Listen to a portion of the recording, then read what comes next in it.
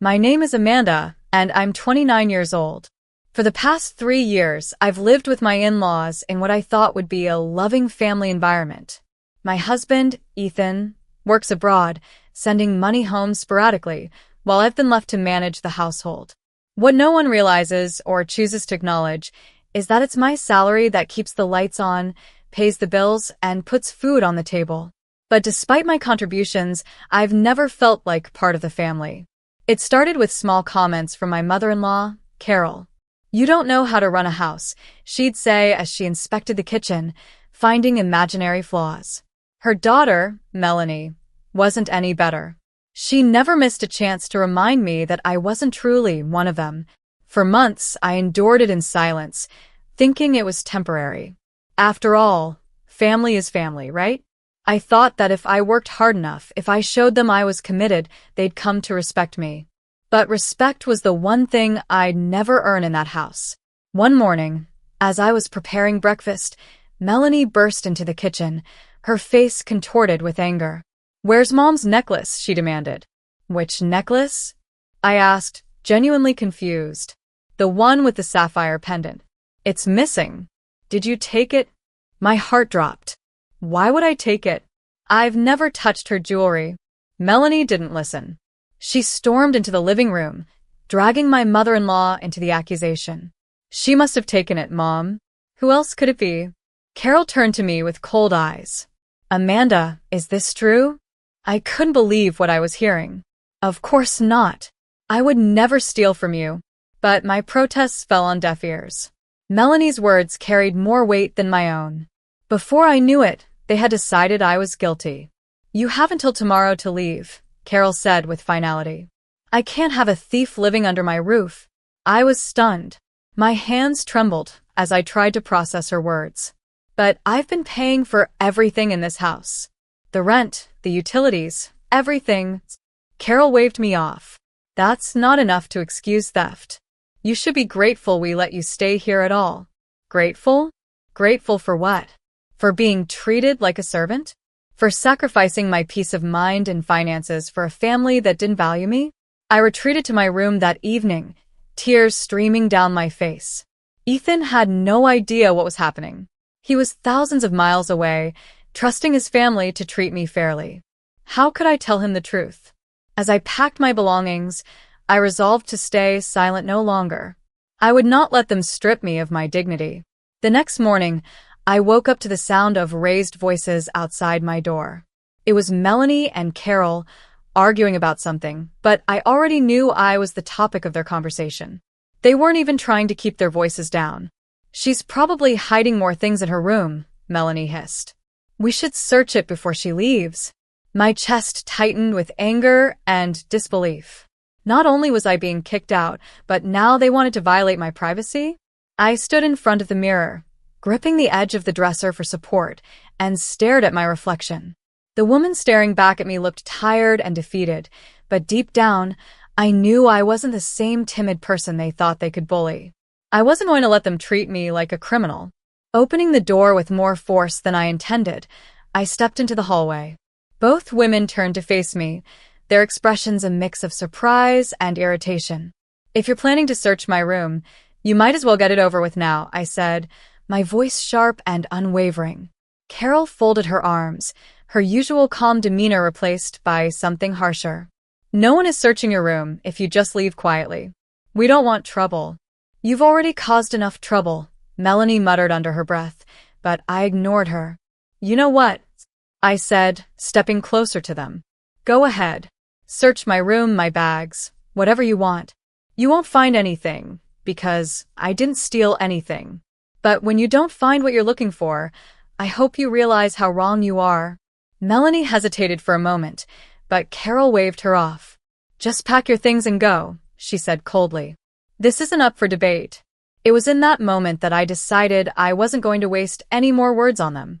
They had made up their minds, and no amount of truth or logic would change that. I walked back into my room, shutting the door behind me with a calmness that surprised even me. While packing, I texted Ethan. "I'm leaving the house today. Your mother and sister have accused me of theft. I'll explain everything later." Minutes later, my phone buzzed. Ethan's reply was immediate. What? What are you talking about? I'll call you. His call came through almost instantly, but I ignored it. I couldn't bear to speak to him while my emotions were still raw. Instead, I finished packing, making sure to take every receipt, bill, and document that proved I had been financially supporting the household.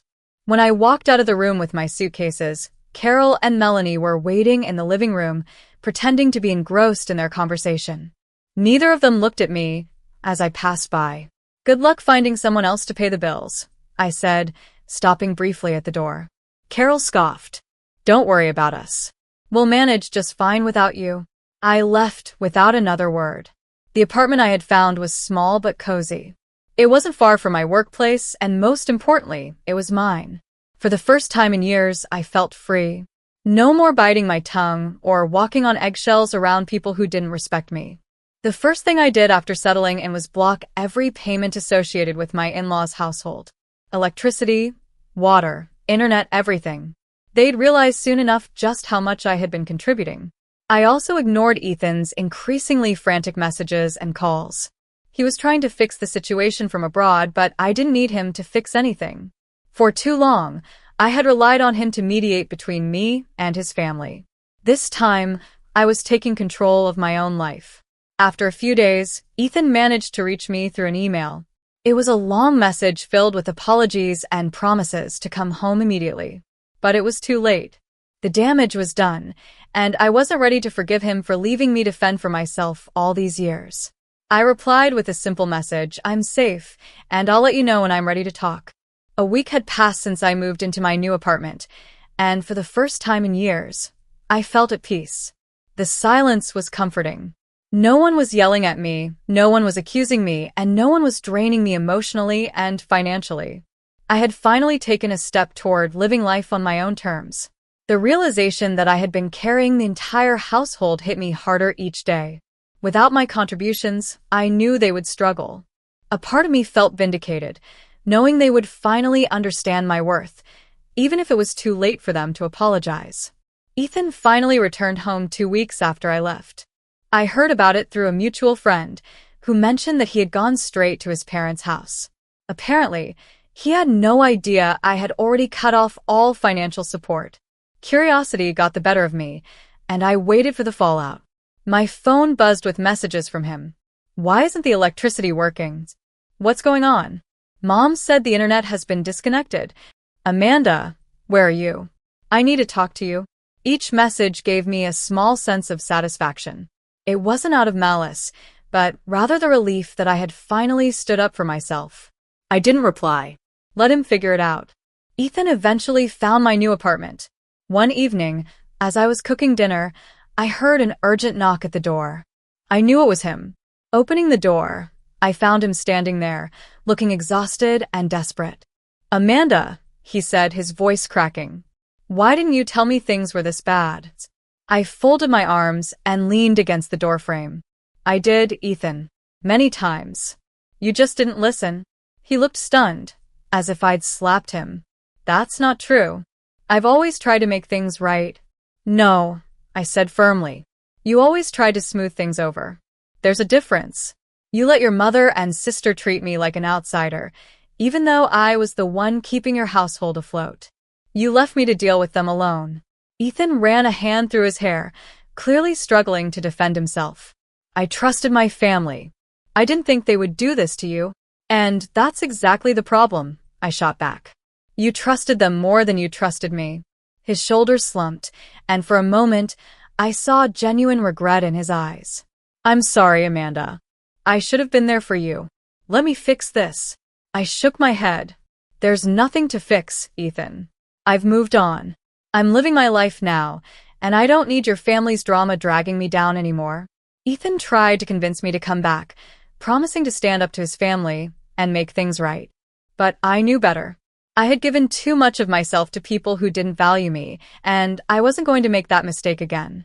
I need time, Ethan, I said, finally softening my tone. I'm not saying we can't talk about this in the future, but for now, I need space. Please respect that. He nodded reluctantly, his eyes filled with disappointment. Okay, he said quietly. but I'll be here when you're ready." As I watched him walk away, I felt a mixture of sadness and relief. A part of me had hoped he would fight harder for me, but another part of me knew that my decision was the right one. In the weeks that followed, I focused on rebuilding my life. I took up hobbies I had long neglected, made new friends, and poured my energy into my career. Carol and Melanie's financial struggles became the talk of the neighborhood. They had to sell off some of their belongings to pay the bills, and their lavish lifestyle quickly crumbled. People whispered about how they had driven away the one person who had kept their household running. I didn't feel sorry for them. They had made their choices, and I had made mine. Now, I wake up every day in my little apartment, surrounded by peace and independence. For the first time in years, I feel like myself again. Looking back, I don't regret the sacrifices I made, because they taught me an invaluable lesson. I deserve better. And now I'm living the life I always deserved. Months passed, and my life steadily fell into a rhythm that brought me peace. Each day was filled with small victories, learning to cook my favorite meals without someone criticizing me, decorating my apartment just the way I wanted, and waking up without the suffocating weight of judgment.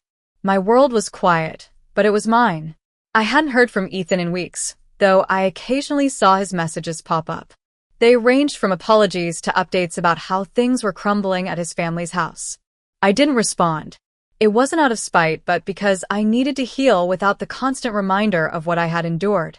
One afternoon, as I was returning home from work, I noticed a familiar figure standing outside my apartment building. It was Melanie. She looked nothing like the arrogant, self-assured person I had known.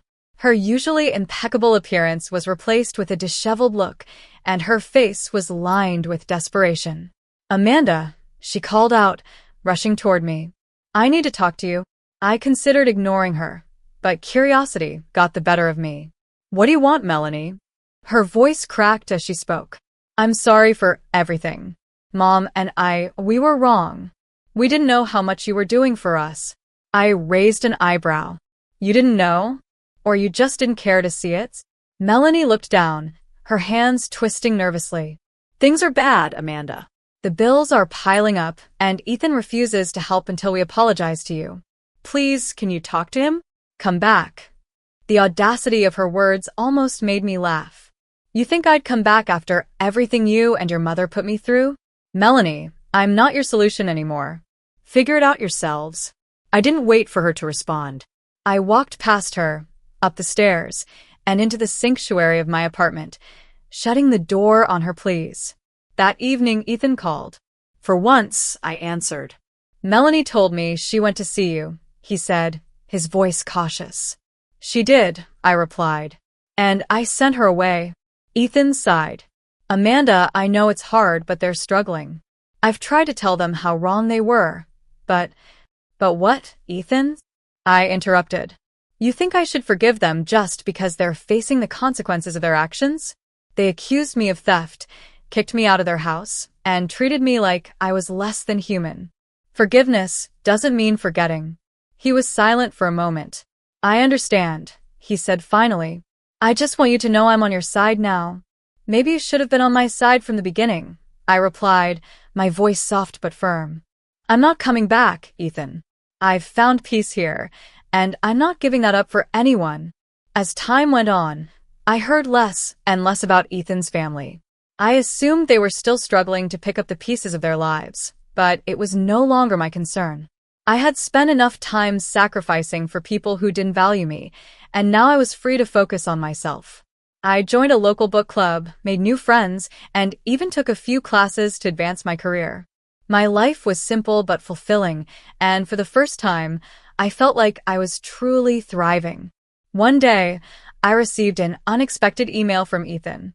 It wasn't an apology or a plea for reconciliation, it was a thank you. He told me he admired my strength and wished me nothing but happiness. It was the kind of message I never thought I'd get from him, and though it didn't change the past, it brought me a sense of closure. I didn't reply, but I saved the email. It was a reminder of how far I had come and the life I had built for myself. Now, as I sit by the window of my cozy apartment, watching the sunset paint the sky in shades of orange and pink, I feel a deep sense of contentment. Life hasn't been easy, but I've reclaimed it on my terms. The woman I am today is stronger, wiser, and unshakable. And as for Ethan's family, they're just a chapter in a story I've left behind.